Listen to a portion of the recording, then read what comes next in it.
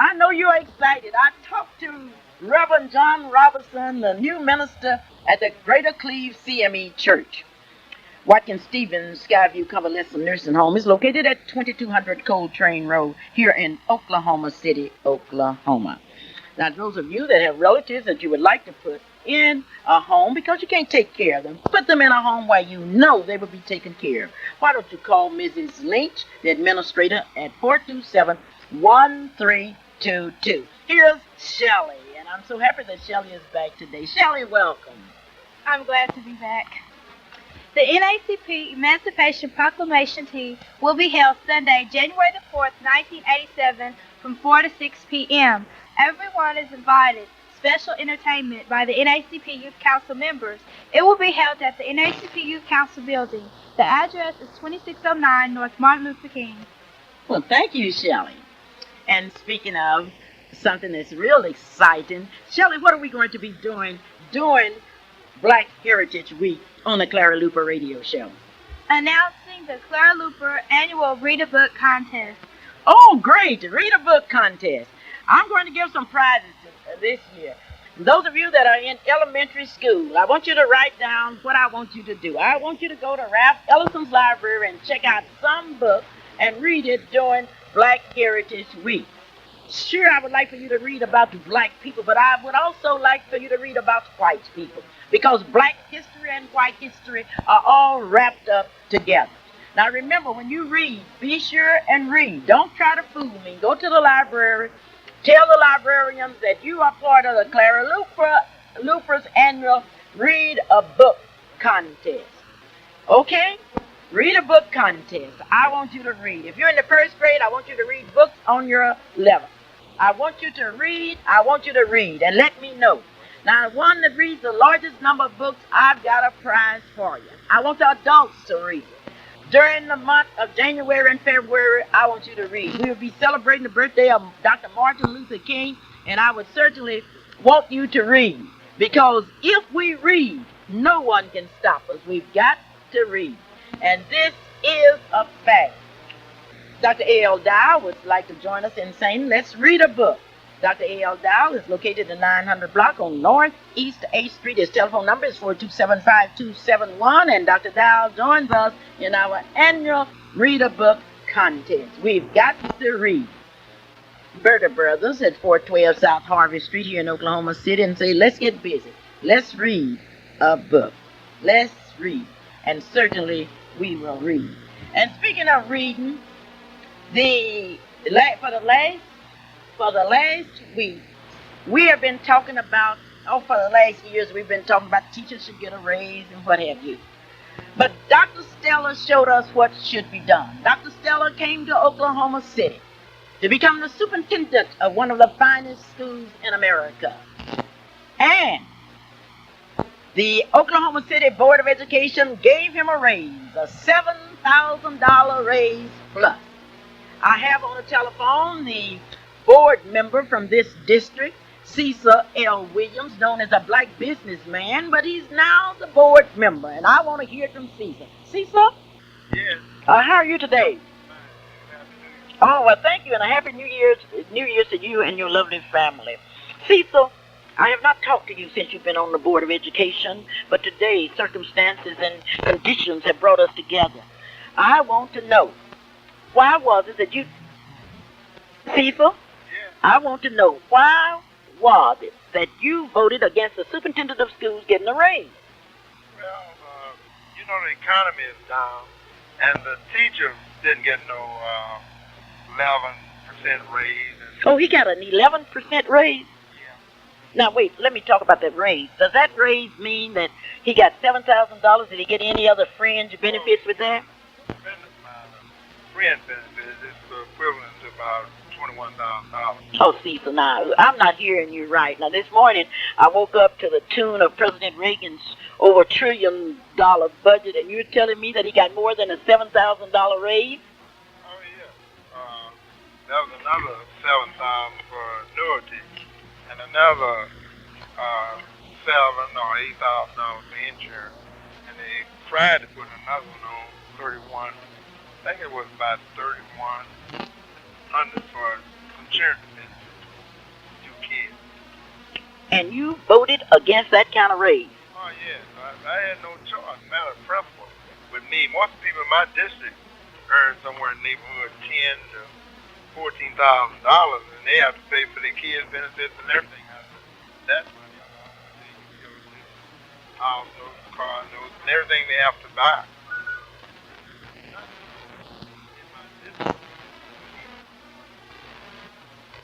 you got custodians, you have workers, and you have other individuals that don't get those type of rates. Yes, and then we're in negotiations with the principals now. Well, I was surprised when I found out that the security people for the Oklahoma City Board of Education do not receive a salary in comparison with the police department. Yet, to me, that work is even harder. All they have to work with talking about weapons, dealing with young people. They do a tremendous amount of work. They see about $1,100 a month when they get ready to take home.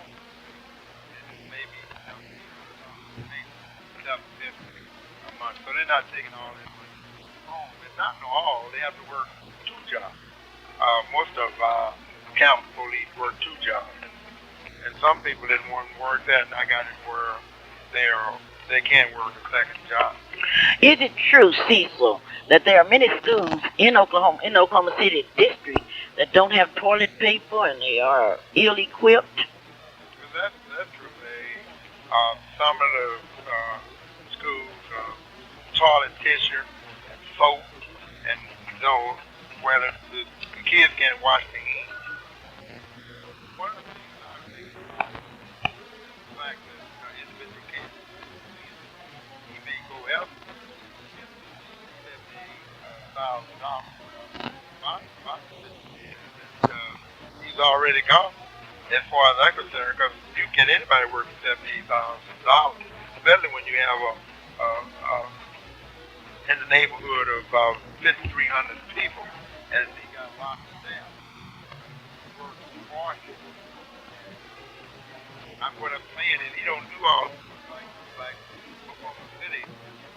City manager have 4,000 people. We have somewhere in the neighborhood about 5,300 people, which is 5,300.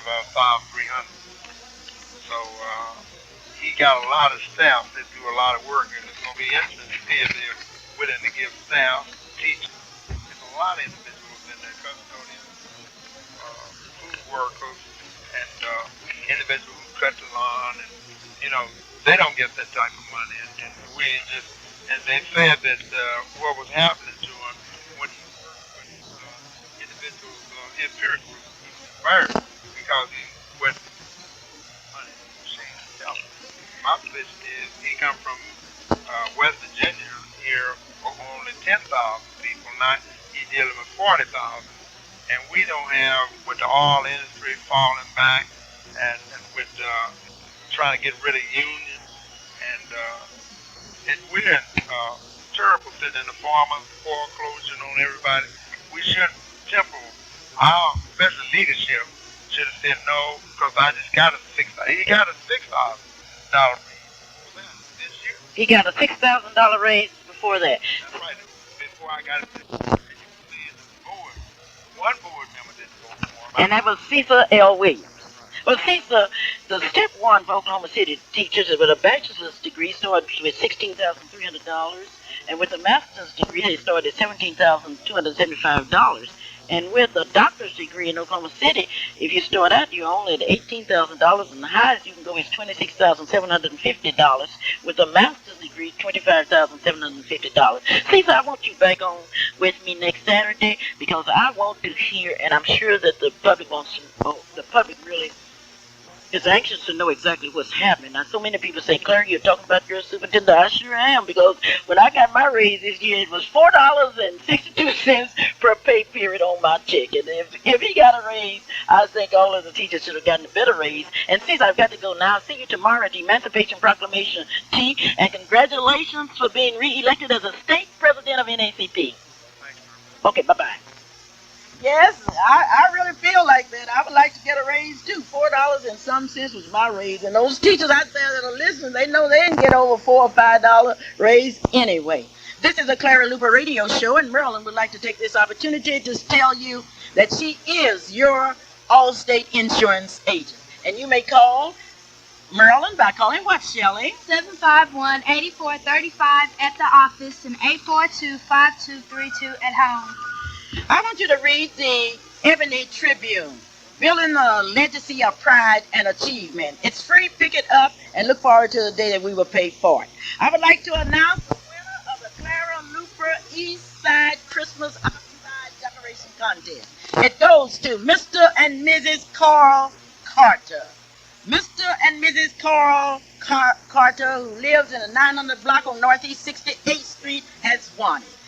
They have 3 children: Dexter Lee, who's a student at Langston University; Lynetta Carter, the 11th grade at Millwood High School; and Toya Carter in the 4th grade at Millwood. Congratulations. And those of you that missed seeing the Carters outside Christmas decoration really missed something very, very special. And I think next year we should all go out just like the Carters. We'll be talking more about the Carters, and we will have them on to share with you what they did and why they did. Now, for our funeral and death announcements, here's Onita. Rock Funeral Home announces the following service. Services for Mr. George A. Lewis of 2325 and a half North Madison will be Tuesday at 11 a.m. at the Emmanuel Baptist Church.